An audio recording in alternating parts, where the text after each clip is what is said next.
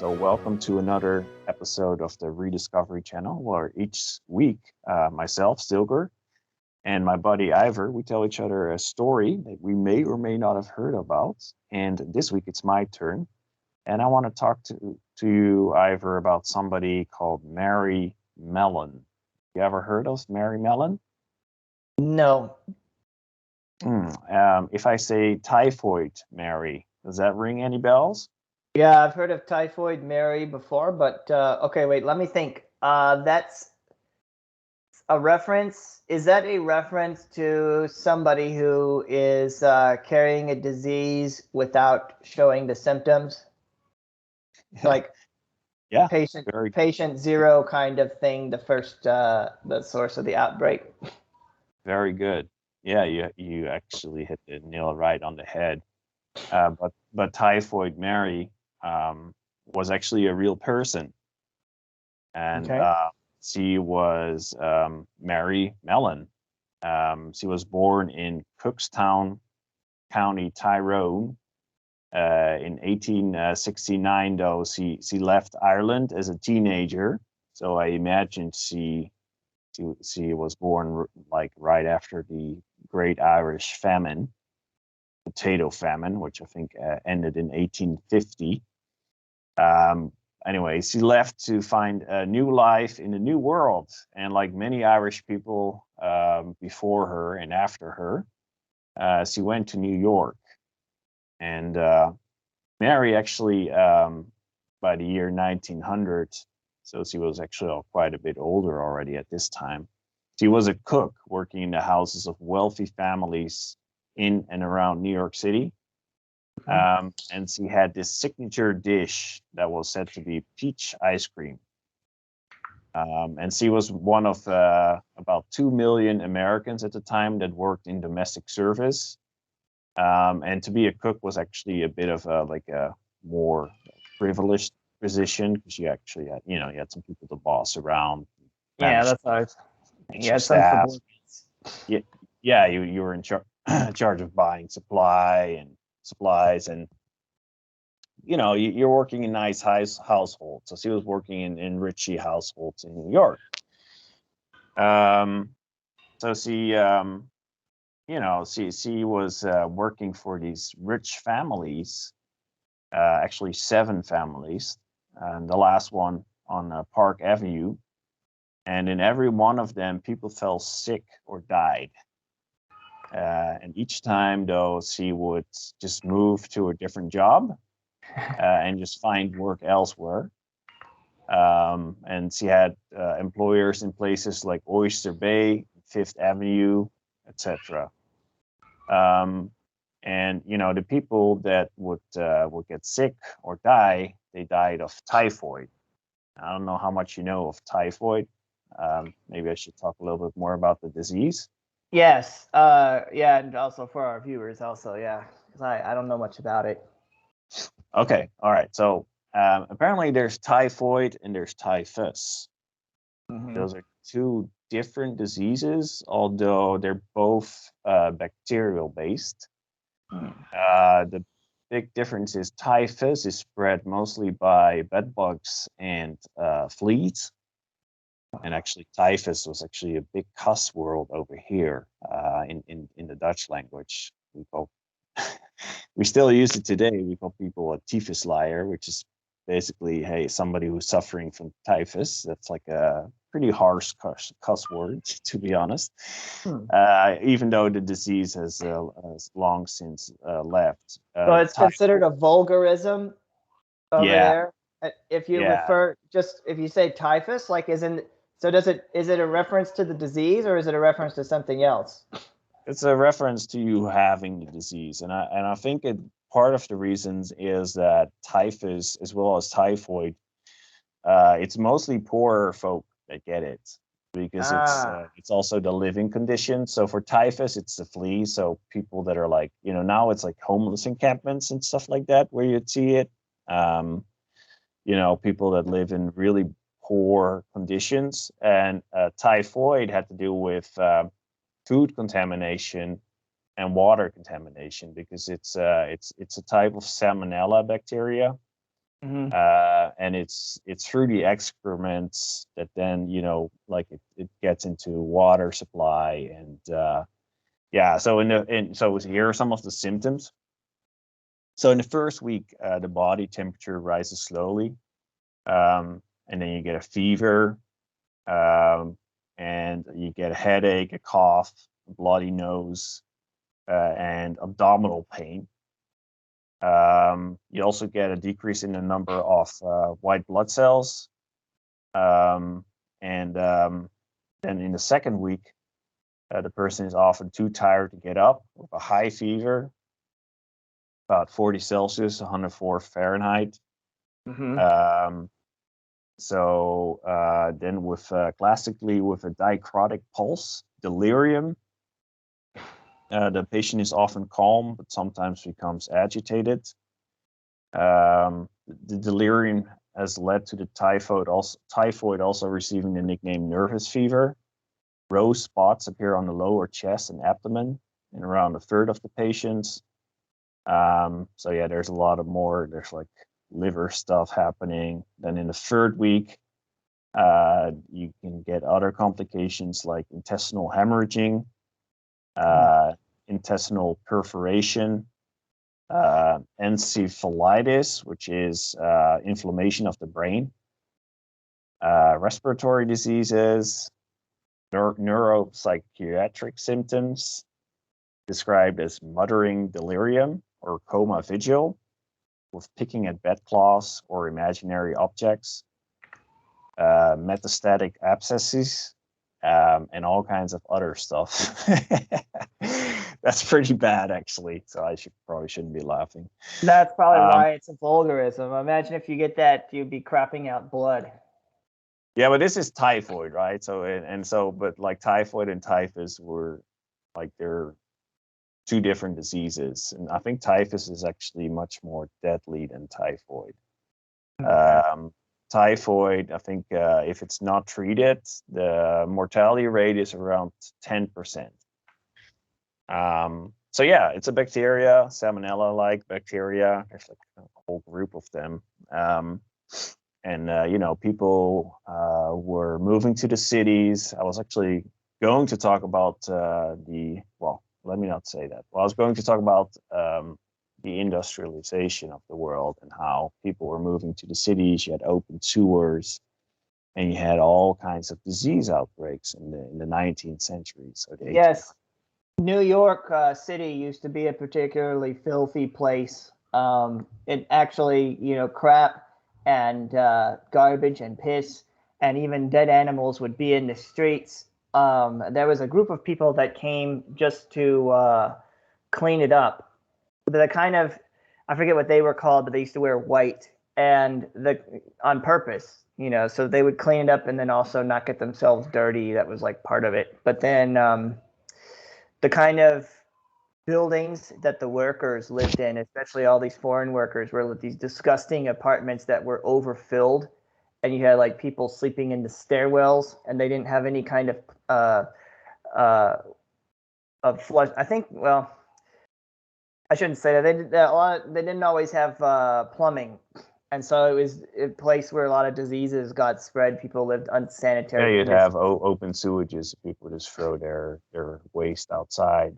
Yeah, Actually, a so city nearby where I live was one of the poor cities in the country, and that they had conditions like that all the way up to the 1920s. well, And Los they had, Angeles is like that right now.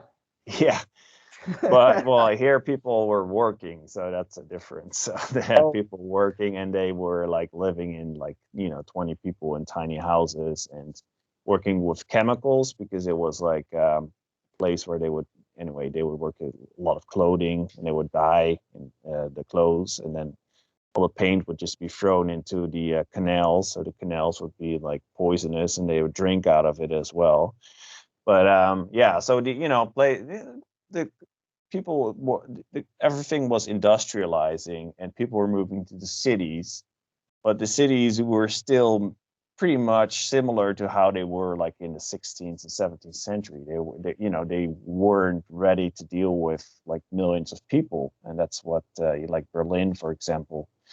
I think they went to also 4 didn't million care. people in around 1850. So you had a lot of revolutions and things that were starting at the time as well. Because anyway, They also things were didn't bad, really care about like how the regular people lived, like the working Yes. class people. So yeah. So but these were rich people, and they didn't know about typhoid. Like even though like, but it scared them because they didn't have penicillin yet. That wasn't discovered till what, like the 1940s, I believe.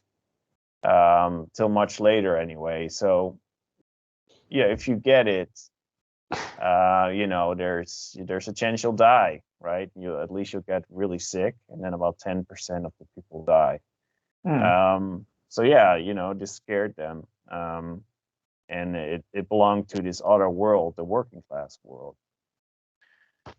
So actually, the family of one of the victims hired a researcher called George Soper, and he tried to find out like what started this, and they were looking at like these freshwater clams and things like that, and in a way, he came to the conclusion that it had to be Mary.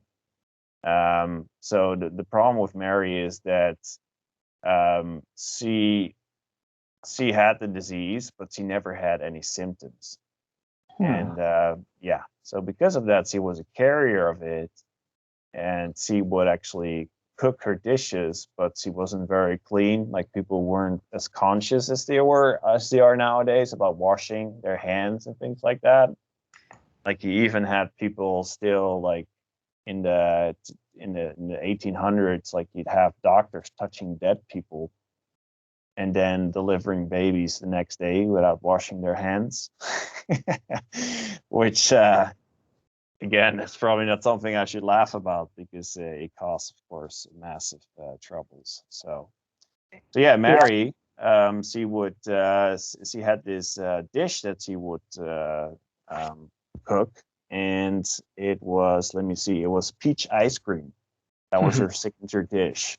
And had it been anything else, like maybe like some kind of hot plate of I don't know, Irish bacon or whatever, which is weird, by the way. Yeah, I know. I've actually been to Dublin before. It's kind of weird. It's more fatty. But yeah, no, then it would have been fine because she would cook the germs. But this peach ice cream, she wouldn't wash her hands, and then she would touch the ice cream, and because she was carrying the bacteria, people would fall ill. Yeah. So yeah, but but she didn't understand this because this is not something they were used to, and she never thought about it, and she refused to believe that she could be transmitting the disease because she never suffered from it herself. Yeah. So they find out that it had to be her, right? And they take like stool samples and stuff, and so they know it's her. And what do you do if somebody's sick and they don't have they're not getting better? There's no way to treat her, or there's no penicillin or anything like that. What do you do? What do you think they did with her? Imagine they locked her up somewhere. Yeah. So in 1907, she was exiled to an isolation facility on North Rudder Island in the river outside of New York, and which is nowadays an uninhabited bird sanctuary. And in the late 19th century, it was built to house victims of smallpox, and then was eventually used to isolate anyone suffering from a quarantinable disease. I'm not saying that right. Anyway. Quarantinable. Yes, that's I say quarantine. Yeah. Which is French. So yeah. Anyway. So yeah. so the treatment was probably pretty brutal compared to modern statements, but they really didn't have any other option. And they basically she was held in solitary confinement. And then there was this newspaper that kind of took up this story. And basically, let me see if I can find the newspaper. I have it in my notes somewhere. Yeah. So the newspaper coined the name Typhoid Mary. But the newspaper tycoon Baron Hearst, he would run stories apparently, which would cause the reader to rise from his seat with a cry of "Good God!" So I say. I say, exactly.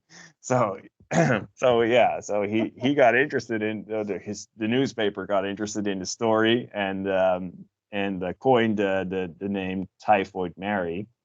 But with all the interest and support, it may have actually been Hearst himself paying the legal bills just to get her out.